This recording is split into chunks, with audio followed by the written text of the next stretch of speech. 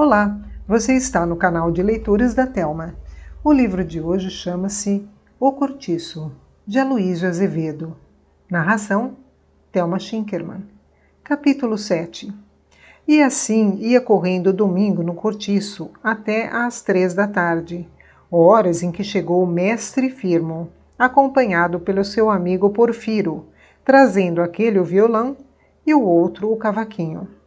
Firmo, o atual amante de Rita Baiana, era um mulato pachola, delgado de corpo e ágil como um cabrito. Capadócio de marca, pernóstico, só de maçadas, e todo ele se quebrando nos seus movimentos de capoeira. Teria seus 30 e tantos anos, mas não parecia ter mais de 20 e poucos. Pernas e braços finos, pescoço estreito, porém forte. Não tinha músculos, tinha nervos. A respeito de barba, nada mais que um bigodinho crespo, petulante, onde reluzia cheirosa a brilhantina do barbeiro. Grande cabeleira encaracolada, negra e bem negra, dividida ao meio da cabeça, escondendo parte da testa e estufando em grande gaforina por debaixo da alba do chapéu de palha, que ele punha de banda, derreado sobre a orelha esquerda. Vestia, como de costume, um paletó de lustrina preta já bastante usado, calças apertadas nos joelhos, mas tão largas na bainha que lhe engoliam os pezinhos secos e ligeiros.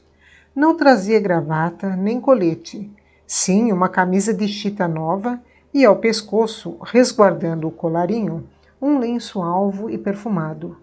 À boca, um enorme charuto de 2 vinténs, e na mão um grosso porrete de Petrópolis, que nunca sossegava. Tantas voltas lhe dava ele a um tempo, por entre os dedos magros e nervosos. Era oficial de torneiro, oficial perito e vadio. Ganhava uma semana para gastar num dia. Às vezes, porém, os dados ou a roleta multiplicavam-lhe o dinheiro. E então ele fazia como naqueles últimos 3 meses. Afogava-se numa boa pândega com a Rita Baiana. A Rita ou outra, abre aspas. O que não faltava por aí eram saias para ajudar um homem a cuspir o cobre na boca do diabo. Fecha aspas. Nascera no Rio de Janeiro, na corte. Militara dos 12 aos 20 anos em diversas maltas de capoeira. Chegara a decidir eleições nos tempos do voto indireto. Deixou nome em várias freguesias e mereceu abraços, presentes e palavras de gratidão de alguns importantes chefes de partido. Chamava a isso a sua época de paixão política, mas depois desgostou-se com o sistema de governo e renunciou às lutas eleitorais, pois não conseguira nunca o lugar de contínuo numa repartição pública. O seu ideal. 70.000 réis mensais, trabalho de 9 às 3. Aquela amigação com a Rita Baiana era uma coisa muito complicada e vinha de longe. Vinha do tempo em que ela ainda estava chegadinha de fresco da Bahia, em companhia da mãe, uma cafuza dura, capaz de arrancar as tripas ao manduca da praia. A cafuza morreu e o Firmo tomou conta da mulata. Mas, pouco depois, se separaram por ciúmes, o que, aliás, não impediu que se tornassem a unir mais tarde, e que de novo brigassem e de novo se procurassem. Ele tinha paixa pela Rita, e ela, apesar de volúvel como toda mestiça, não podia esquecê-lo por uma vez. Metia-se com outros, é certo, de quando em quando. E o Firmo então pintava o caneco, dava por paus e por pedras, enchia-a de bofetadas, mas, afinal, ia procurá-la, ou ela a ele, e ferravam-se de novo, cada vez mais ardentes, como se aquelas turras constantes reforçassem o combustível de seus amores. O amigo que Firmo trazia aquele domingo em sua companhia, o Porfiro, era mais velho do que ele e mais escuro. Tinha o cabelo encarapinhado.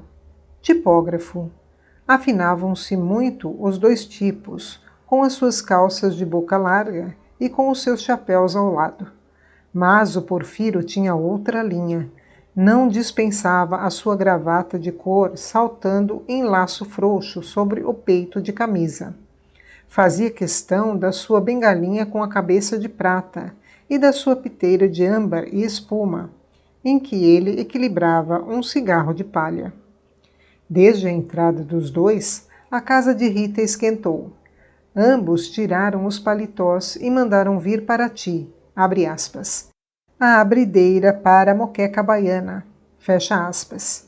E não tardou que se ouvissem gemer o cavaquinho e o violão. Ao lado chegava também o homem das dores, com um companheiro do comércio. Vinham vestidos de fraque e chapéu alto. A machona, a neném e o Agostinho, já de volta do seu passeio à cidade, lá estavam ajudando.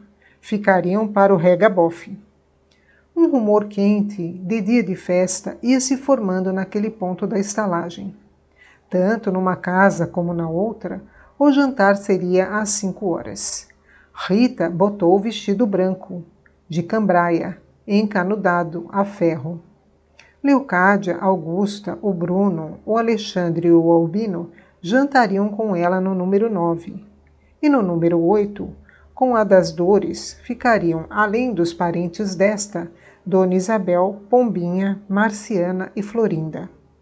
Jerônimo e sua mulher foram convidados para ambas as mesas, mas não aceitaram o convite para nenhuma, dispostos a passar a tarde ao lado um do outro, tranquilamente, como sempre, comendo em boa paz o seu cozido à moda da terra e bebendo o seu quartilho de verde pela mesma infusa. Entretanto, os dois jantares vizinhos principiaram ruidosos logo desde a sopa e assanharam-se progressivamente. Meia hora depois vinha das duas casas uma algazarra infernal. Falavam e riam todos ao mesmo tempo. Tilintavam os talheres e os copos. Cá de fora, sentia-se perfeitamente o prazer que aquela gente punha em comer e beber à farta, com a boca cheia, os beiços envernizados de molho gordo. Alguns cães rosnavam à porta, roendo os ossos que traziam lá de dentro. De vez em quando, da janela de uma das casas, aparecia uma das moradoras, chamando a vizinha, para entregar um prato cheio, permutando as duas entre si os quitutes e as petisqueiras em que eram mais peritas.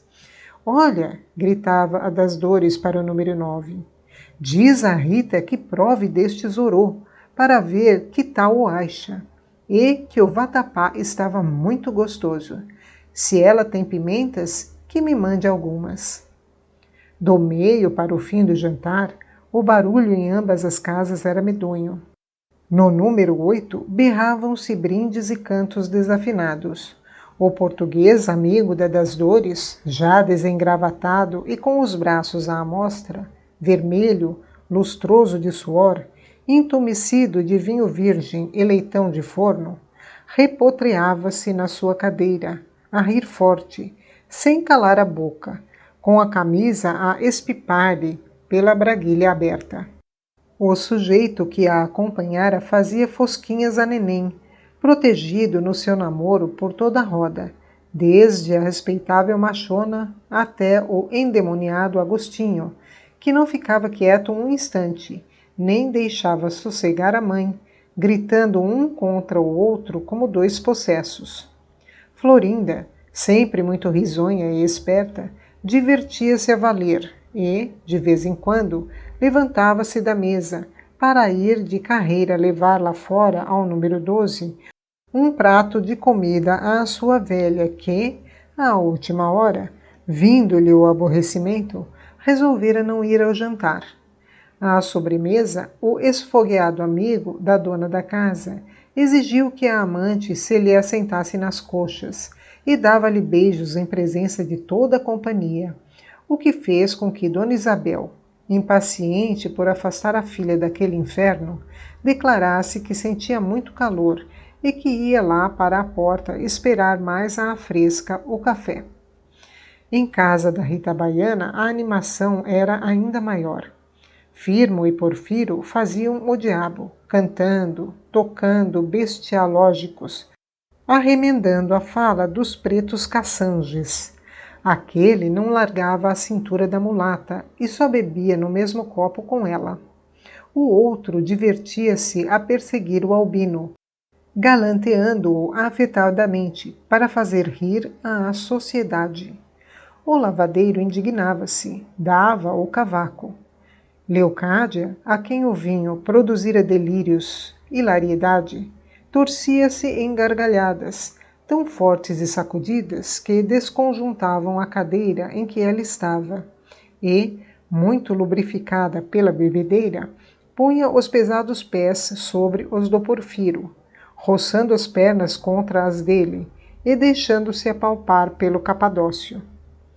O Bruno, defronte dela, rubro e suado como se estivesse a trabalhar na forja, falava e gesticulava sem se levantar, praguejando ninguém sabia contra quem.